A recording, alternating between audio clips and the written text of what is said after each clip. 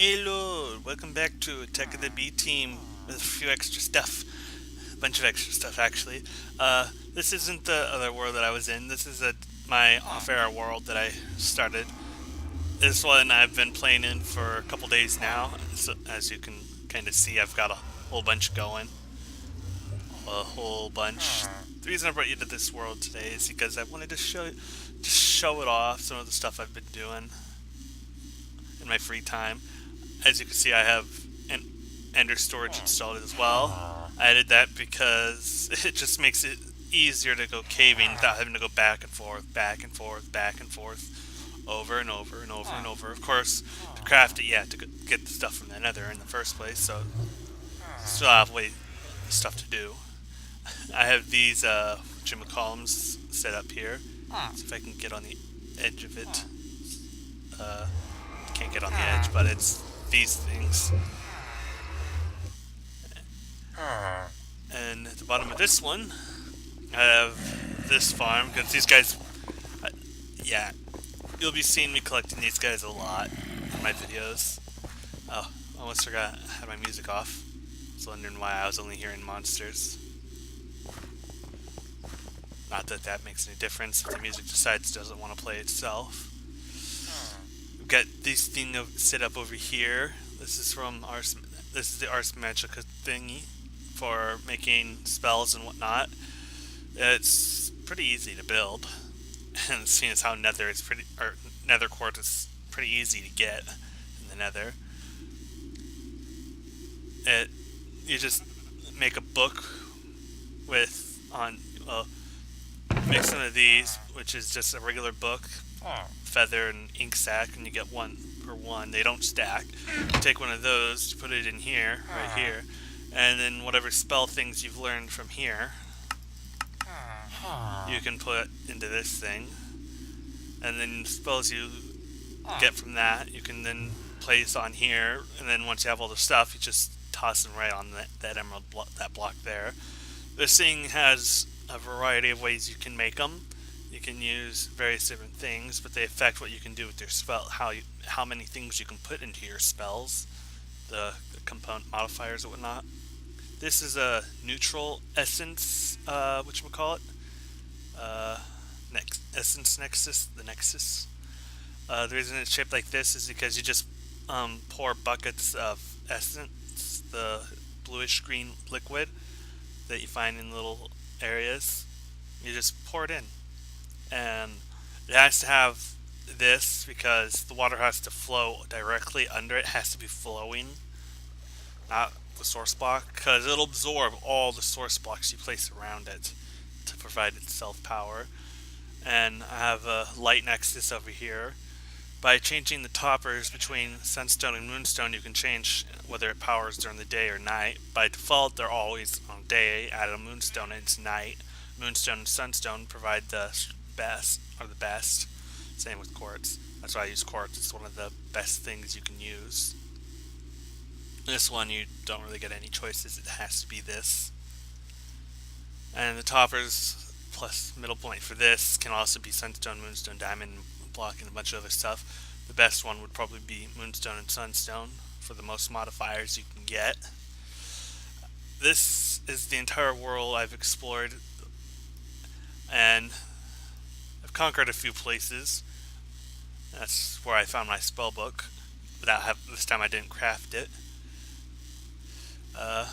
Speaking of my spell book, I have 3 spells in it. I have a dig spell, which isn't the AoE one, which I would rather have, but I don't have that component yet to make it. Mage Light and Rift. I use Rift the most because it's a storage. I keep stuff in it. It's very useful. It kind of beats the backpack. I've learned that if you press X while you're in your inventory, you'll get this enchanting screen. And you can just place something in there, and all available enchantments that would anywhere between level 1 and 10. And locked means you can't pick anything.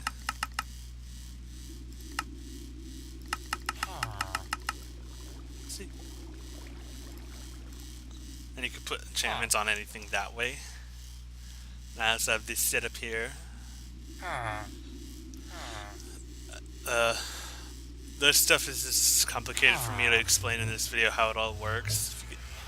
There are videos out there that explain things easier than I could ever explain.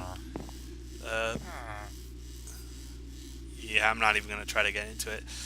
If you guys are familiar with soul shards, you'll recognize this. This is the setup you need for making soul shards.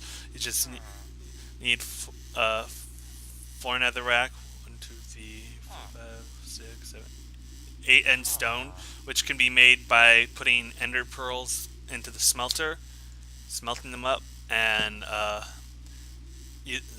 putting buckets on this, or putting obsidian in these, and then just pouring it out like that to turn the obsidian or sandstone, from what I've heard, into endstone, so you don't have to go to the end to get any. And then you just put a glowstone block here and hit it with a diamond, and you get soul shards. These things, and they only work if they're in your on your hotbar. Over here, I have my wither slaying station because I'm lazy. I'll probably build a replica of this in my world because I don't like having the wither flying about, causing mass destruction. It's designed this way for simplicity. It keeps the wither in there. You spawn him right there. He gets stuck up here, and his blasts can't get out. And you just sit down here and wreck hell on his tail. This is my little mine shaft I started to collect ores and stuff. Hey. Didn't expect it to spawn slimes, but hey, it works. The reason the roof is uneven is because gravel. All these gaps, huge gaps, is where gravel was. See? There's more gravel up here. And if we go upstairs, right here, I have one of those portal things set up here. See? That one. It was a little tricky to figure out how they work. That is my spawner that I built. I went and collected a bunch, blaze, creeper, wither skeleton, horse, and this one, the one in there is the zombie pigman. I'll put the zombie pigman back in. I tell you, if it has the creeper face on it, there's a soul shard in it. I have this thing set up with a wide radius, so I could just sit back. They're all level 5, so they spawn like crazy. And even in the light.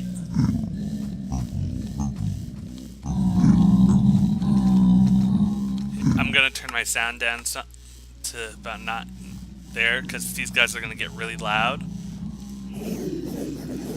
And yeah, it's just easy farm. I can farm golden nuggets, golden ingots, gold swords, and lots of experience, lots of rotten flesh, and occasional heart or two every now and then, like right there if you saw it. And as you see, it's kind of an endless supply. Lots and lots and lots of zombie pigmen, because they're spawning 5 every 2 seconds. I just got Ash's cap. And I have the config file set to almost every spawner requires a redstone signal to be active.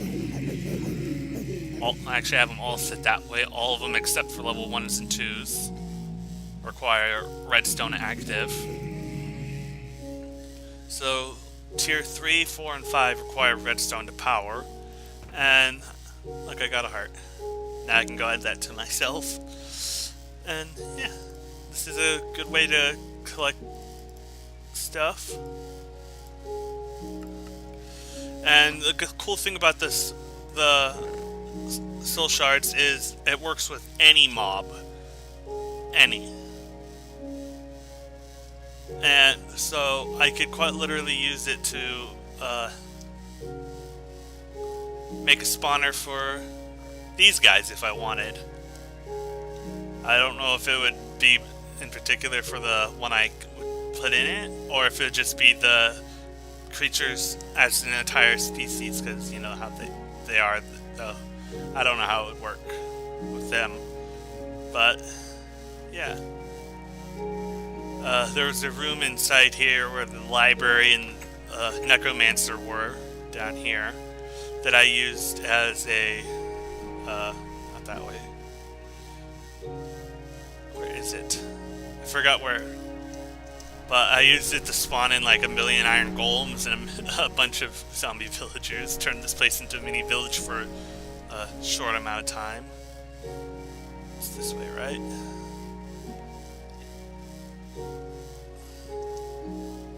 Oh, the reason I jump so high is because I have cloud boots on.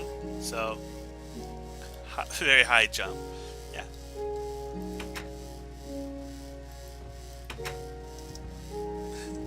All that's left of the iron golems, the villagers all ran away when I installed doors.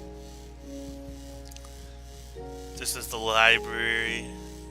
There's an enchanting table right here that I dug up along with all the books. So, if you ever see me in my main world suddenly acquire a zillion billion books, you'll know why. It's because of a library like this. This was just a small little maze all the way up from floor to ceiling with books. Okay, those books do get annoying sometimes. And yeah, that's a good portion of what this world was. Back outside. That's it. Alright, that's it. 1, 2, 3. It's about a 4.5 block jump.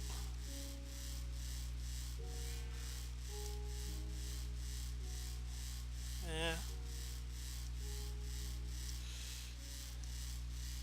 Pretty fun. I'm gonna just. You can see that in your chest there. See, it opened and closed. Because this ender pouch is connected to it. And because it is connected to. And you can hear it opening and closing because I'm close to it. It is connected to all this.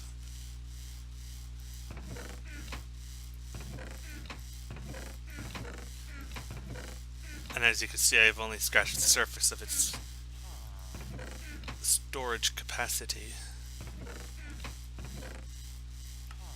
But there's a lot of stuff in them. A lot of it I gathered in the special dungeon. The castle dungeons like that there. Where's the one that I totally blizzed through? There was a huge castle. Yeah, right here. This was a zombie fortress. The place was just flooded with zombie guys. And I slaughtered them all. And it was also in this area where I found this giant serpent thing under the ocean. You can see the damage there, right in here, that it did to the ground. Oh, that was nasty. Stomach acid just got in my throat. Sorry about that. Yeah, real sorry about that. I did not was not expecting to have that happen to me all of a sudden. Now my eyes are watery and stinging. I took these banners, but you have to break the banner holder to get the banner. But once you place the banner, you can't get it back, which kind of sucks. And yeah, this is a smelter that I found in the village. I built upon it, made it bigger, and used some of its blocks that were the corners here to add to it. I probably have a whole lot left over in my storage system down there, which I'm surprised I was able to fit into this hill. I don't know how much, whether it goes a little deeper than this cave or is just above the cave. I'm not sure. It probably is. Yeah, the ender pouch. Everything goes in, nothing comes out. I do believe ender pouches are supposed to work across dimensions, but I've not seen that happen. And I guess it's some one of the other mods in the mod pack affect that. But yeah, and if I was to enchant it using this, it would act like it's connected to a different chest, which it's not. Even if it's just triple white like this, it won't connect if it's enchanted. And you can't enchant the chest because as soon as you place them, well, that's why it loses enchant instantly. As you can see, this entire village has been walled off to avoid zombie attacks. You know how zombies are. They see a villager, even if they see it through a wall, they'll go after it. So I wall off this entire village. So if I was to go into creative and grab zombie spawn egg and just go crazy with zombies. See how they all just instantly home in on the villagers?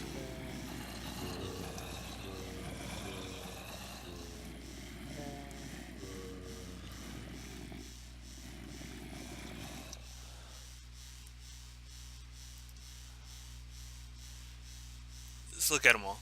They can't get in, no matter how hard they try. I made the walls too high in most areas and even higher in others. I designed it so it'll keep the zombies out. Oh, okay, forgot right here. And villagers from coming out. That's why I gotta fix this right here. I don't want villagers to just go, oops.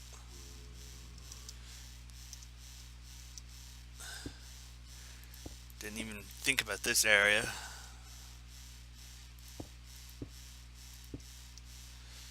There, that should keep the villagers themselves from. Where'd they all go? There was like an army. They're all. A lot of them are gathering right here. You can you can find. I have in your villages set up like this. You can find focal points where zombies gather at night. So say a whole bunch of zombies just spawn out here and decide to come attack the villagers. They'll all gather in predetermined locations, and then you could just sit there. Let me go back to survival and just wail on them like this. That one had a rose on him. Maybe it was a her instead. Yeah, just finding areas like that can, after you build up a wall, is pretty decent.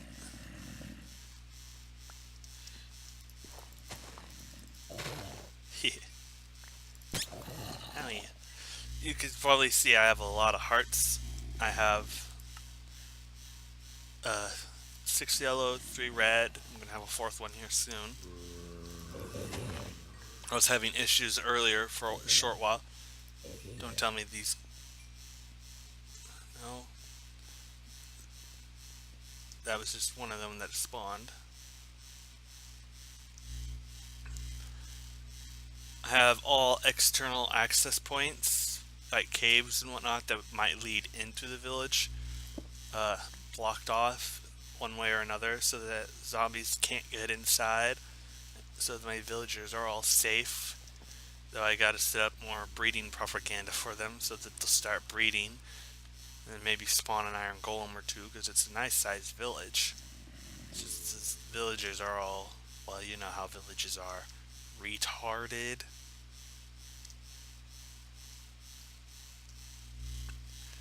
So yeah, I don't remember if I ever mentioned it or not, but I changed the config for morphs.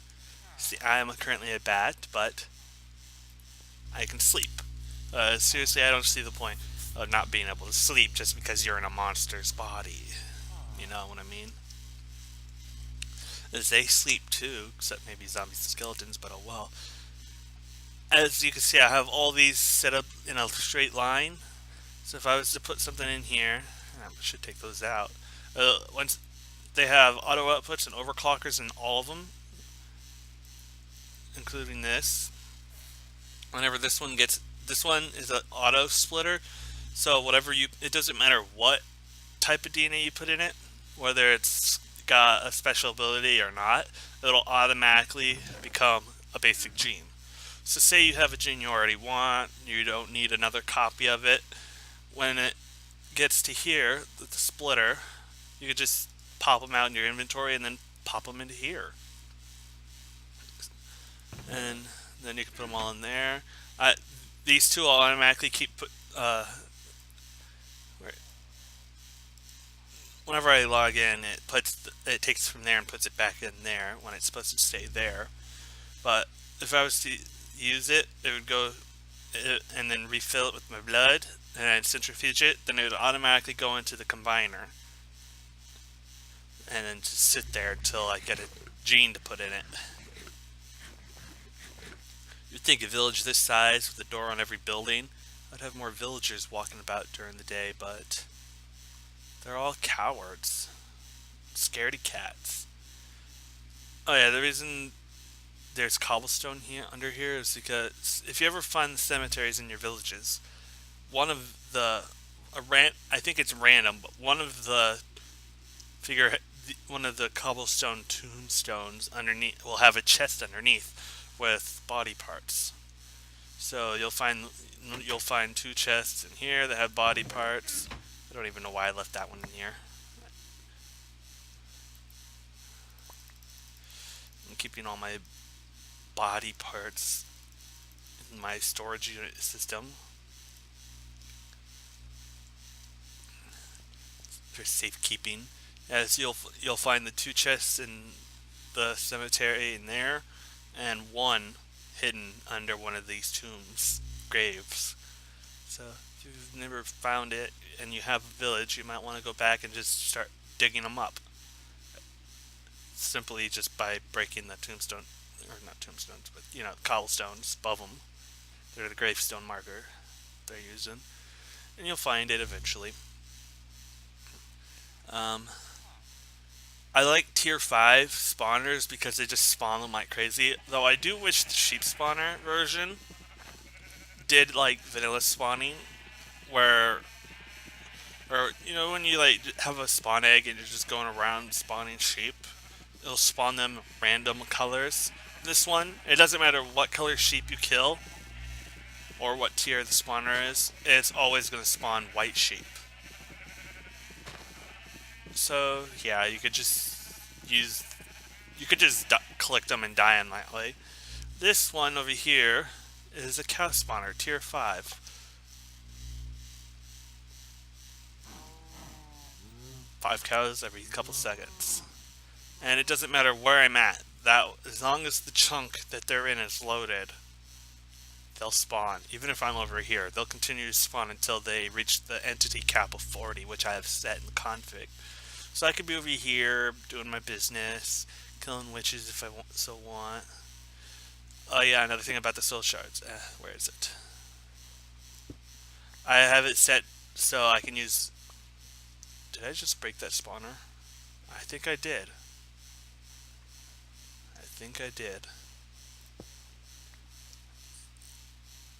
Or maybe I did that earlier. I think I might have used it as one of the... I have it set so all vanilla spawners, like this one, even though it's not technically vanilla, it's still a regular spawner, even though it's set to have a witch.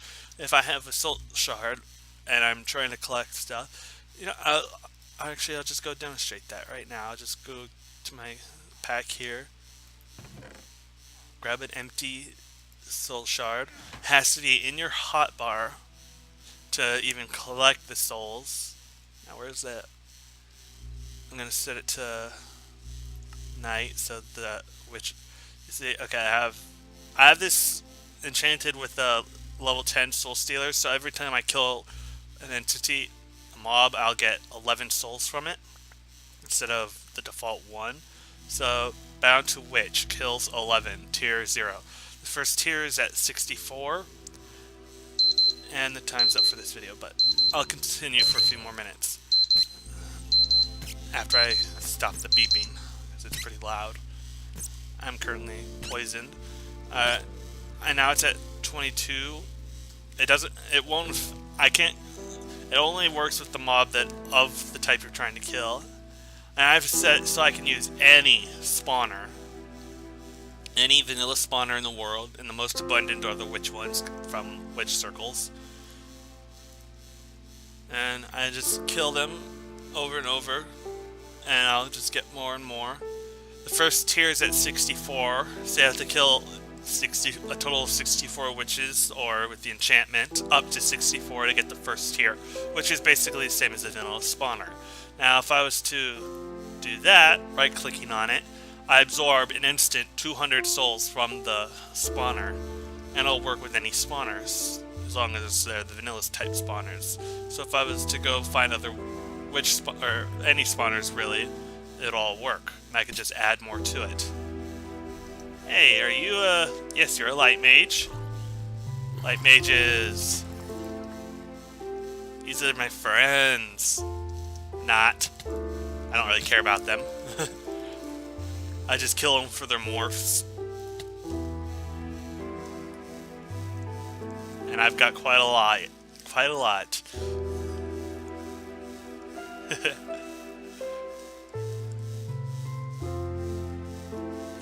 Pirates. Dark mages. Yeah, that one looks like Hoodie. Paul Soares Jr.'s character. Where's his? I killed one villager. I don't know why it did the two. I guess it's because one of them I spawned in using the iron blocks and a pumpkin, and the others were spawned in using the spawner. I guess it changes how that works. Triton ninjas. Triton archers. I'm going to be making some spawners in this world of the Ars Magica mobs, like the Earth Elemental, Fire Elemental, and so on. No mob portrait. He's a phantom. This list goes on forever. I'm just mashing the key to keep it going. Yeah.